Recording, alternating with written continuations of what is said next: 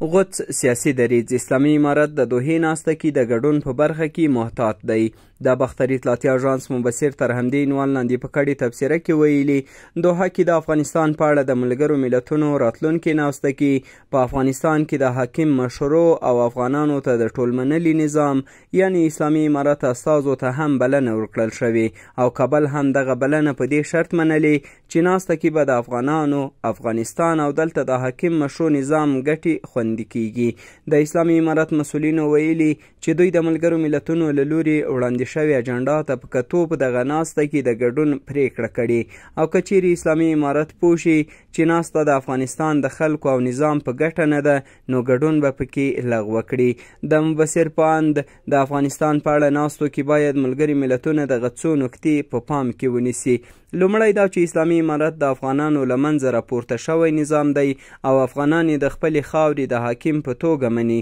نو ملګرو ملتونو ته پکار ده چې د افغانانو ارزښتونو ته په درناوي اسلامي امارت ته د یو مشروع نظام په سترګه وګوري او ناستو کې بلنې هم په همدې اساس ورکړي. دویم دا چې له اسلامي امارت پرته بل هیڅ چا او هیڅ ادرس ته د افغانانو د استازي په توګه ارزښت ورنکړي، ځکه هغه کسان چې د افغانانو د بیلابیلو ارزښتونو خلاف عمل کوي د افغان ولس استازیتوب نشي کولی. دریم دا چې ملګري ملتونه باید د نفاق اچونکو او د نړۍ او اسلامي امارت ترمنځ د اړیکو د خرابونکو مخه ونیسي،